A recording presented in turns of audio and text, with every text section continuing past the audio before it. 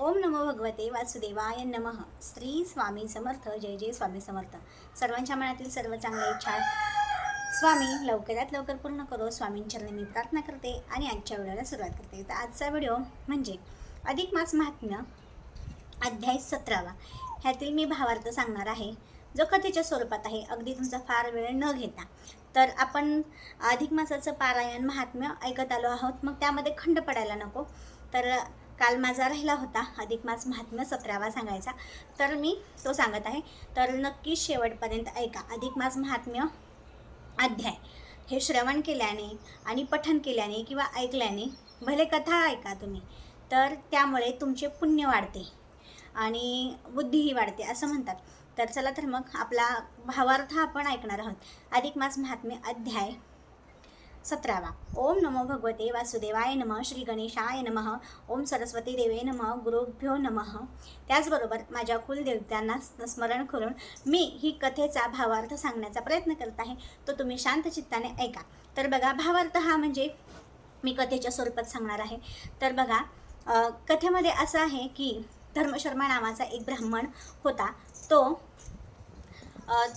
गरीब ब्राह्मण होता आणि तो वर्षानुवर्षे सर्व चालीरीती, परंपरा, धर्म आपल्या सर्व व्यवस्थित पाळत होता. त्याची पत्नी ही सुशील होती, पतिव्रता होती. सर्व धर्म, देवपूजा, पाठ वगैरे सर्व तीही करत होती.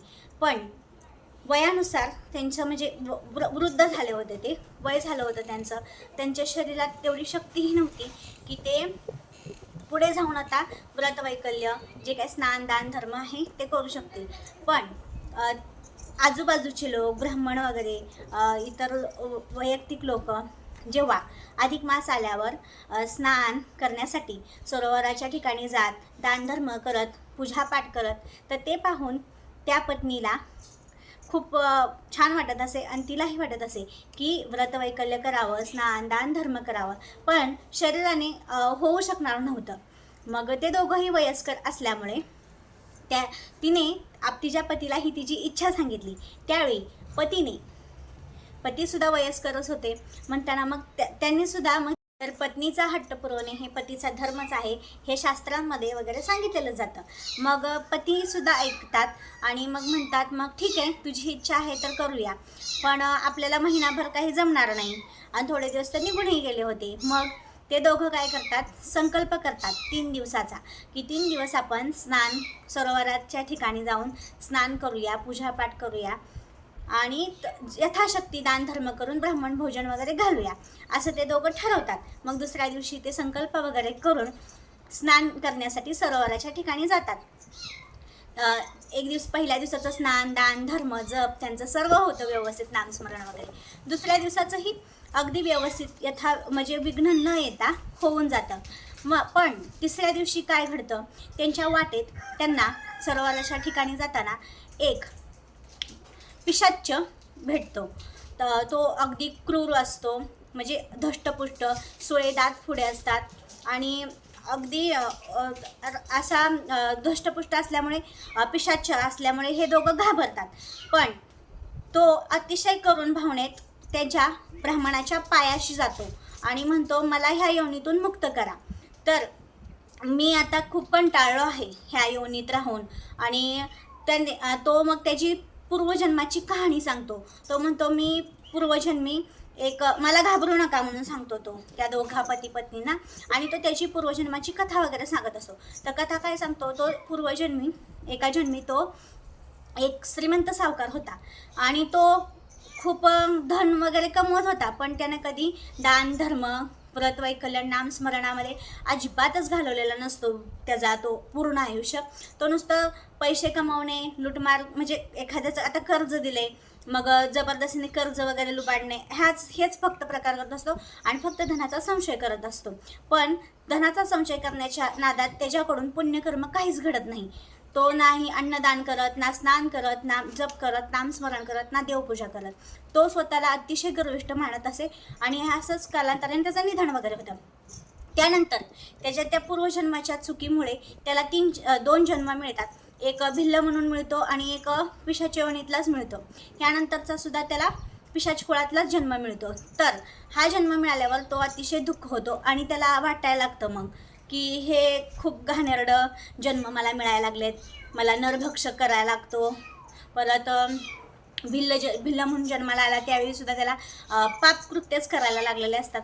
त्यामुळे मग त्याला तो पूर्वजन्माचं सर्व कथा वगैरे सांगून तो खूप दयावान करुणावान होऊन त्या ब्राह्मणाच्या पायाशी जातो आणि मला ह्या योनीतून मुक्त करा आणि मला मोक्ष प्रदान व्हावं असं काहीतरी करा असं त्या ब्राह्मणाला विनवणी करतो. मग त्यावेळी ब्राह्मणसुद्धा म्हणतात पण मी पण काहीच करू शकत नाही बरं, कारण की त्यांनी पण पूर्वी केलेलं जे पुण्य असतं त्याचा संचय जरी असला तरीही आता सध्या मी फक्त 2च दिवस स्नान वगैरे दानधर्म वगैरे करत आहे, तरी मग विचार करतो म्हणून सांगितलं.